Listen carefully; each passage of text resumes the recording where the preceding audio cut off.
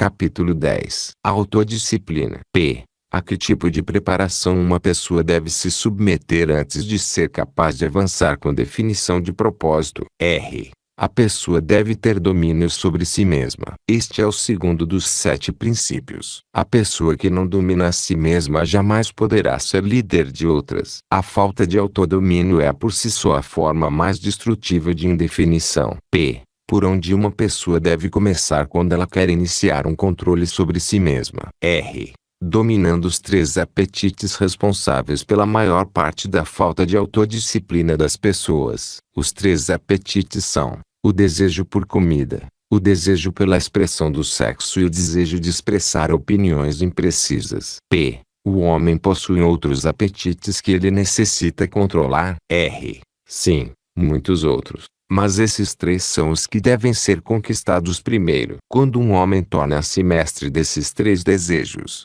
ele desenvolveu autodisciplina o suficiente para conquistar todos aqueles desejos de menor importância. P. Mas esses desejos são naturais. Eles devem ser satisfeitos se a pessoa está saudável e feliz. R. Tenha certeza de que eles são desejos naturais, mas eles também são perigosos porque as pessoas que não possuem autodomínio possuem uma tendência a se alienarem nesses desejos, tornando-os vícios. O autodomínio contempla um controle suficiente tal que todos os desejos podem ser satisfeitos de forma a cumprir com as necessidades básicas, alimentando o corpo com o que é necessário e segurando aquilo que é excesso. P. O seu ponto de vista é tanto interessante quanto educacional. Descreve os detalhes pelos quais eu posso entender como e em quais circunstâncias as pessoas se cedem nos seus desejos. R. Pegue o desejo por comida.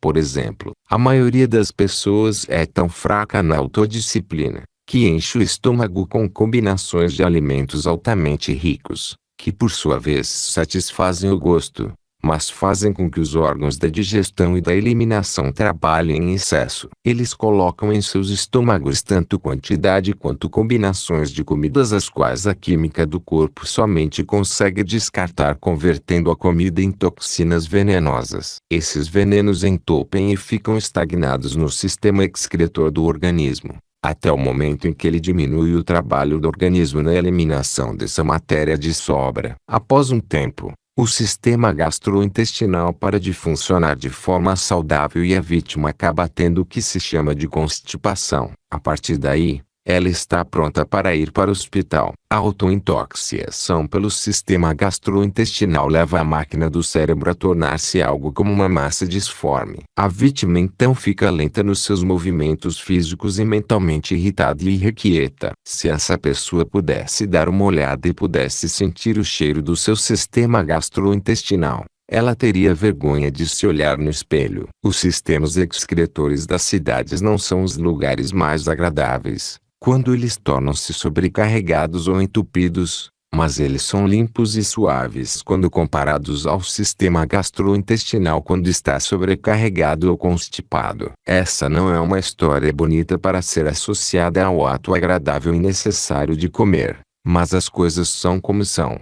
E neste caso conclui-se que comer em demasia e combinar alimentos de forma errada é o que causa autointoxicação. As pessoas que comem sabiamente e mantêm os seus sistemas excretores limpos dificultam o meu trabalho, porque um sistema intestinal em perfeito funcionamento significa um corpo saudável e um cérebro que funciona de forma apropriada. Imagine, se a sua imaginação consegue chegar a tal ponto, como qualquer ser humano poderia mover-se com definição de propósito com o seu sistema intestinal com uma quantidade tal de veneno suficiente para matar 100 pessoas, se fosse injetado diretamente na corrente sanguínea. P. E todo esse problema é o resultado da falta de controle sobre o apetite por comida. R. Bem, se você deseja ser absolutamente correto, deveria dizer que comer de forma inapropriada é a grande responsável pela grande maioria das doenças do corpo, e praticamente todas as dores de cabeça. Se você quer prova disso, selecione 100 pessoas que sofrem com enxaqueca e dê a cada uma delas uma lavagem intestinal completa, com um grande enema, e observe que não menos do que 95 das dores de cabeça desaparecerão dentro de alguns minutos. após os seus intestinos terem sido liberados. P. Por tudo que você disse sobre o trato intestinal, tenho a impressão de que o domínio sobre o apetite físico por comida significa também o domínio sobre o hábito de negligenciar e manter os intestinos limpos. Isso está correto? R. Sim, isso é verdade. Tão importante quanto eliminar o lixo do organismo e as porções não utilizadas de comida, ingerir as quantidades corretas bem como as combinações adequadas de alimentos. P. Nunca pensei na autointoxicação como sendo um dos seus instrumentos para controlar as pessoas e estou totalmente chocado em saber quantas pessoas são vítimas desse sutil inimigo. Vamos ouvir o que você tem a dizer desses outros dois desejos. R. Bem, vamos falar do desejo por sexo. Essa é uma força com a qual controla os fracos e os fortes, os velhos e os jovens, os ignorantes e os sábios. Na verdade, domino todos aqueles que negligenciam em dominar o desejo por sexo. P. Como se pode dominar a emoção do sexo? R. Pelo simples processo de transmutar essa emoção em alguma forma de atividade que não seja a cópula. Sexo é uma das grandes forças que motivam os seres humanos. Devido a esse fato, ela também é uma das forças mais perigosas. Se os seres humanos conseguissem controlar os seus desejos por sexo e os transmutassem em uma força propulsora pela qual eles conseguissem utilizar em suas ocupações, ou seja, se eles gastassem no seu trabalho metade do tempo que eles perdem à procura de sexo, eles nunca conheceriam a pobreza. P. Pelo que estou entendendo, quer dizer que existe uma relação entre o sexo e pobreza. R. Sim, onde o sexo não está sob controle. Se for permitido ao sexo mover-se em seu curso natural, ele rapidamente levará a pessoa ao hábito da alienação. P. Existe alguma relação entre o sexo e liderança? R. Sim, todos os grandes líderes, em todos os caminhos da vida, são altamente sexuados, mas eles seguem o hábito de controlar os seus desejos por sexo, transformando-os em uma força propulsora que os motiva nas suas ocupações. P. O hábito da indulgência, no sexo, é tão perigoso quanto o hábito de utilizar drogas ou bebidas. R. Não há diferença entre esses hábitos. Ambos levam para o controle hipnótico, através do hábito da alienação. P. Porque o mundo olha para o sexo como algo vulgar. R. Devido ao abuso vulgar que as pessoas fizeram dessa emoção. Não é o sexo que é vulgar. É o indivíduo que negligencia ou se recusa a controlá-lo e guiá-lo. P. Você quer dizer, pela sua afirmação, que não se deve satisfazer o desejo por sexo. R. Não. Eu quero dizer que o sexo, como todas as outras forças disponíveis para o homem, deve ser entendido, dominado e feito para servir ao homem. O desejo por sexo é tão natural quanto o desejo por comida. Esse desejo não pode ser aniquilado, assim como não se pode parar um rio de fluir. Se a emoção do sexo fosse desligada de seu modo de expressão natural, ela se quebraria em outras formas menos desejáveis.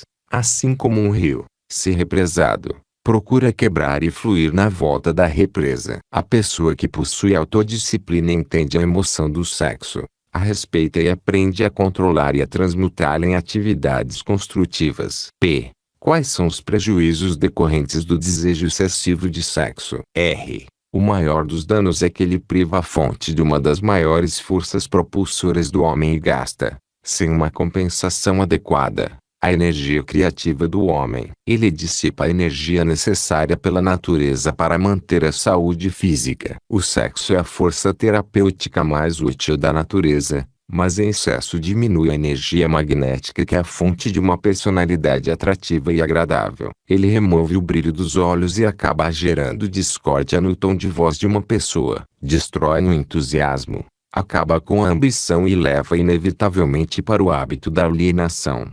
Em todos os assuntos. P. Eu gostaria que você respondesse a minha questão de outra forma, dizendo-me quais os fins benéficos que a emoção do sexo pode trazer, se for dominada e transmutada. R. O sexo controlado fornece a força magnética que atrai as pessoas uma para a outra. É o fator mais importante de uma personalidade agradável. Ele dá qualidade ao tom de voz e capacita uma pessoa a conseguir, através da voz, Incitar um sentimento desejado. Ele serve, melhor do que qualquer coisa, para dar força motivacional aos desejos de uma pessoa. Ele mantém o sistema nervoso carregado com energia necessária para dissipar a energia através de todo o corpo, mantendo-o funcionando apropriadamente. Ele afia a imaginação e capacita uma pessoa para criar ideias úteis. Ele fornece agilidade e definição para os movimentos físicos e mentais. Ele fornece à pessoa persistência e perseverança na busca por um objetivo maior na vida. Ele é um grande antídoto para todas as formas de medo. Ele fornece imunidade contra o desencorajamento. Ele fornece resistência física e mental nos momentos em que se passa por alguma forma de fracasso ou revés. Ele fornece as qualidades necessárias para lutar sob quaisquer circunstâncias, aumentando a capacidade de autodefesa. Em resumo, ele faz vencedores e não perdedores. Essas são todas as vantagens que você afirma estarem relacionadas à energia do sexo controlado. Não, elas são somente alguns dos benefícios mais importantes que ele fornece. Talvez alguns acreditarão que a maior de todas as virtudes do sexo é que ele é o método que a natureza utiliza-se para a perpetuação de toda a vida no planeta. Só isso já deve remover todo e qualquer pensamento que leve a crer que o sexo seja algo vulgar. Pelo que estou entendendo, baseado no que você diz, a emoção do sexo é uma virtude e não uma falha. Ela é uma virtude quando controlada e direcionada para obter fins desejáveis. Ela é uma falha quando negligenciada e quando se permite sair do controle e levar-nos a atos de luxúria. Porque essas verdades não são ensinadas para as crianças através de seus pais e das escolas. Ambos negligenciam isso porque, na verdade, desconhecem a real natureza do sexo. Para a manutenção da saúde do corpo é tão necessário que se entenda e se use apropriadamente a emoção do sexo quanto a manter o sistema intestinal limpo. Os dois assuntos devem ser ensinados em todas as escolas e em todas as casas onde haja crianças. A maioria dos pais não precisaria de instruções adequadas a respeito das funções e do uso do sexo antes que eles pudessem inteligentemente ensinar às suas crianças. Sim, tanto eles quanto os professores das escolas. Qual seria o grau de importância relativa que você daria para a necessidade de conhecimento apurado sobre o assunto sexo? Está próximo do topo da lista. Há apenas uma coisa de maior importância para os seres humanos, que é pensar com exatidão. Pelo que estou entendendo, você afirma que o conhecimento das reais funções do sexo e a habilidade para pensar com exatidão são as duas coisas de maior importância para um homem. Essa era a minha intenção, para que você entendesse. Pensar com exatidão vem primeiro, porque é a solução para todos os problemas do homem, a resposta para todas as suas orações, a fonte da opulência e de todas as possessões materiais. O pensamento exato é auxiliado pela emoção do sexo propriamente controlada e direcionada. Isso porque a mesma energia que o homem usa para pensar ele também usa para o sexo. Ela começa com todos aqueles que desejam ter autodeterminação suficiente para pagar o seu preço. Ninguém consegue estar inteiramente livre, espiritualmente, mentalmente, fisicamente e economicamente, sem aprender a arte do pensamento exato. Ninguém consegue aprender a pensar com exatidão sem incluir, como parte do conhecimento necessário, informações sobre o controle da emoção do sexo através da transmutação. Será uma grande surpresa para muitas pessoas saber que existe uma relação íntima entre o pensamento e a emoção do sexo. Conte-nos, agora, sobre o terceiro desejo e vamos ver o que isso tem a ver com autodisciplina. O hábito de expressar opiniões imprecisas e desorganizadas é um dos hábitos mais destrutivos. O prejuízo consiste na sua tendência a influenciar as pessoas no ato de adivinhar em vez de procurar pelos fatos. No momento em que elas formam opiniões, criam ideias ou organizam planos. O hábito desenvolve o que eu chamo de uma mente gafanhoto. É aquela mente que pula de uma coisa para outra, mas nunca chega a lugar nenhum. E, claro, o descuido na expressão de opiniões que não são baseadas em fatos leva ao hábito da alienação. A partir desse ponto, é somente um passo ou dois até que se estejam amarrados pela lei do ritmo hipnótico, que, por sua vez, automaticamente inibe o pensamento com exatidão. P. Quais outras desvantagens existem na livre expressão de opiniões? R. A pessoa que fala demais acaba informando ao mundo todos os seus planos e objetivos e, por sua vez, fornece aos outros a oportunidade de lucrar com as suas ideias. Homens sábios mantêm seus planos para si mesmos e evitam expressar opiniões que não tenham sido solicitadas. Isso previne que outros possam apropriar-se de suas ideias, bem como dificulta o acesso de outros aos seus planos, diminuindo assim as interferências desnecessárias. P. Por que tantas pessoas insistem no hábito de expressar opiniões não solicitadas? R. Esse hábito, na verdade, inclui em si mesmo um modo de expressar egocentrismo e vaidade. O hábito da autoexpressão é inerente às pessoas. O motivo por trás do hábito é atrair a atenção de outros e impressioná-los favoravelmente. Na verdade, ele possui justamente o efeito contrário. Quando aquele que se convida a falar atrai atenção, geralmente ele atrai para si condições desfavoráveis. P. Sim. Quais são as outras desvantagens desse hábito? R. A pessoa que insiste em falar demais raramente tem a oportunidade de aprender ouvindo outros. P. Mas não é verdade que um orador que possua uma aura magnética normalmente coloca-se no caminho da oportunidade para beneficiar a si mesmo atraindo a atenção de outros através do poder da sua oratória? R. Sim. Um orador que possui o dom da fala realmente possui um ativo de tremendo valor na habilidade de impressionar as pessoas pelo seu discurso, mas não consegue fazer o melhor uso desse ativo se forçar o seu discurso em pessoas que não solicitaram a sua fala. Nenhuma outra qualidade acrescenta mais a personalidade de uma pessoa do que a habilidade de falar com emoção, força e convicção. Mas um orador jamais deve impor o seu discurso sobre outros sem ter sido convidado a fazê-lo. Há um velho ditado que diz que nada vale mais do que o seu verdadeiro custo. Isso se aplica tanto para a livre expressão de opiniões que não são bem-vindas quanto para as coisas materiais. P. E sobre as pessoas que expressam as suas opiniões de forma voluntária através da escrita. Elas também sofrem da falta de autodisciplina. R. Uma das piores pestes presentes na Terra é a pessoa que escreve cartas deliberadamente para pessoas públicas de alta proeminência. Políticos, estrelas do cinema, homens que foram bem-sucedidos nos seus negócios, ou até mesmo escritores de livros best-sellers, e ainda pessoas cujos nomes aparecem seguidamente nos jornais, são frequentemente assediados por aqueles que escrevem cartas expressando as suas opiniões dos mais diversos assuntos. P. Mas escrever cartas não solicitadas é uma forma inofensiva de encontrar o prazer através da autoexpressão, não é? Que tipo de dano uma pessoa pode causar por esse hábito? R.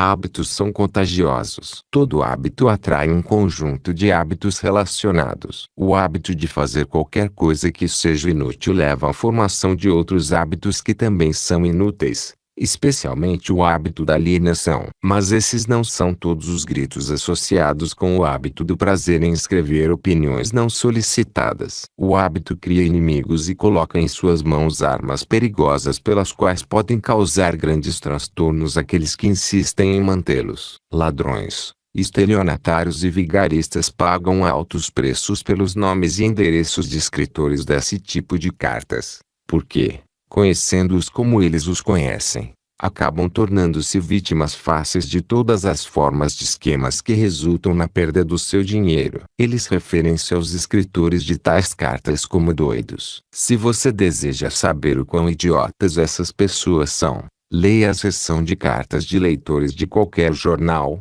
a coluna na qual o jornal publica opiniões voluntárias de seus leitores. E você verá por si mesmo como os escritores de tais cartas antagonizam pessoas e trazem para si a oposição de muitas outras. P. Eu não tinha ideia, Sua Majestade, de que as pessoas podem criar tanta confusão apenas expressando opiniões não solicitadas, mas agora que você trouxe o assunto à tona, lembro-me de ter escrito para o editor de uma proeminente revista uma carta de crítica, que obviamente não havia sido solicitada, e que no futuro custaram-me um belo trabalho e um emprego na sua empresa, que me geraria um alto salário. R. Esse exemplo é perfeito. O lugar adequado para começar a autodisciplina é exatamente onde você está. O modo para começar é exatamente reconhecendo a verdade de que não existe nada para sempre ou nada de diabólico exceto o poder da lei natural. Em toda a criação e em todos os universos, não existe nenhuma personalidade individual, onde quer que seja, através de todos os universos, que possua o mais ínfimo poder para influenciar um ser humano, exceto a natureza e as próprias pessoas, por si mesmas. Não existe ser humano algum, agora, vivendo ou que já tenha vivido, e absolutamente ser humano algum que venha a viver em qualquer ponto do planeta, que tenha o direito ou o poder de privar um outro de seu privilégio de exercitar o pensamento livre e independente. Esse privilégio é o único sobre o qual qualquer pessoa pode ter controle absoluto. Nenhum ser humano adulto jamais perde o direito da liberdade de pensamento, mas muitos perdem os benefícios desse privilégio, ou por negligenciá-lo ou porque já foi tirado deles por seus pais ou instrutores, antes mesmo da idade do entendimento. Essas verdades são autoevidentes, não menos importantes, pelo simples fato de terem sido reveladas a você pelo diabo e não pela minha oposição. Mas no que as pessoas vão se sustentar no momento de uma emergência quando elas não souberem para onde nem a quem apelar.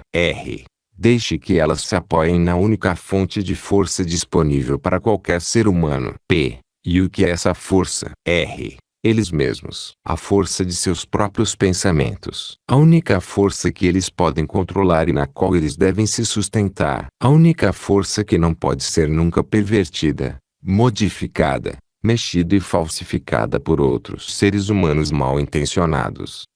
Tudo que você diz parece ilógico, mas porque eu deveria vir justamente para o diabo para descobrir tais verdades tão profundas? Vamos voltar para os 7 princípios. Você revelou informação suficiente que mostra claramente que o segredo de como quebrar o poder do ritmo hipnótico está justamente embutido nos 7 princípios. Você mostrou também que o mais importante de todos esses princípios é a autodisciplina. Agora, vá em frente e descreva os outros 5 princípios que você ainda não mencionou, e indique quais as suas funções para auxiliar uma pessoa a adquirir autodisciplina.